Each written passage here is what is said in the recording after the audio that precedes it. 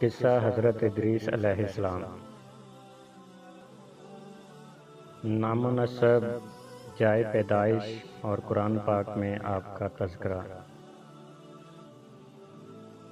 شروع اللہ کے نام سے جو نہایت مہربان رحم کرنے والا ہے۔ ناظرین کرام السلام علیکم۔ آج کی اس ویڈیو میں قصہ حضرت ادریس علیہ السلام، نام و نسب، جائے پیدائش اور قرآن مجید میں آپ کا تذکرہ بیان کیا گیا ہے۔ قصہ شروع کرنے سے پہلے میں اپنے چینل پر آنے والے معزز ناظرین کو خوش آمدید کہتا ہوں اور ان سے گزارش ہے کہ مزید اچھی ویڈیوز اور نئی ویڈیوز کی اپڈیٹ حاصل کرنے کے لیے میرے یوٹیوب چینل کو سبسکرائب کریں اور ساتھ میں بیل آئیکن بھی دبا دیں۔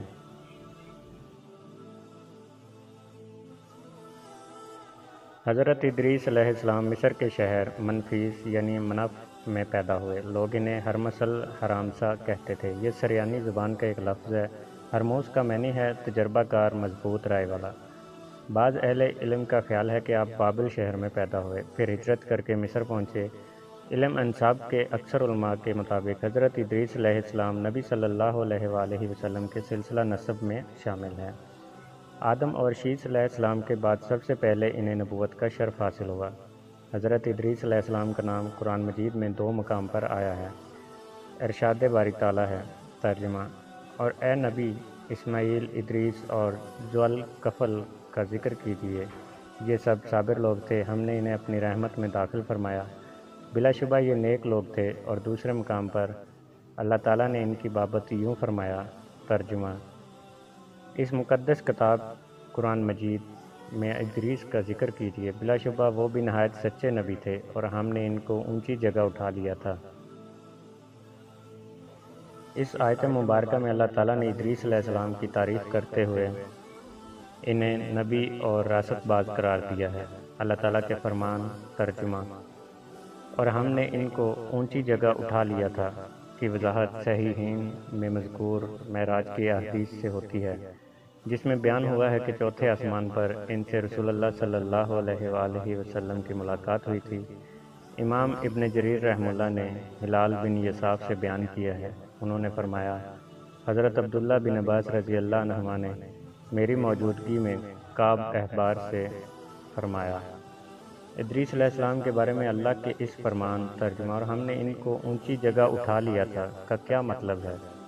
کعب نے فرمایا، اللہ تعالیٰ نے ادریس علیہ السلام کی طرف وحی نازل فرمائی، میں آپ کے اعمال میں روزانہ تمام بنی آدم کے اعمال کے برابر اضافہ کروں گا۔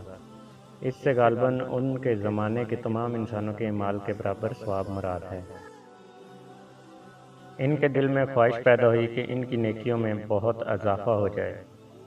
ان کے پاس ان کا ایک دوست فرشتہ آیا، انہوں نے اس سے کہا، میرے بارے میں موت کے فرشتے سے بات کیجیے تاکہ مجھے زیادہ مہلت ملے اور میں زیادہ نیکیاں کر سکوں۔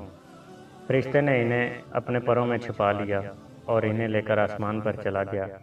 چوتھے آسمان پر انہیں ملک الموت اوپر سے آتے ہوئے ملے۔ اس نے ملک الموت سے اس معاملے میں بات کی جو ادریس علیہ السلام نے کہی تھی۔ ملک الموت نے فرمایا، ادریس علیہ السلام ہیں کہاں؟ اس نے کہا، وہ میری پیٹھ پر ہیں۔ ملک الموت نے کہا، تعجب ہے، مجھے بھیجا گیا تھا اور حکم ہوا تھا، ادریس علیہ السلام کی روح چوتھے آسمان پر قبض کرو۔ میں کہہ رہا تھا، وہ تو زمین پر ہیں، میں ان کی روح چوتھے آسمان پر کیسے قبض کروں؟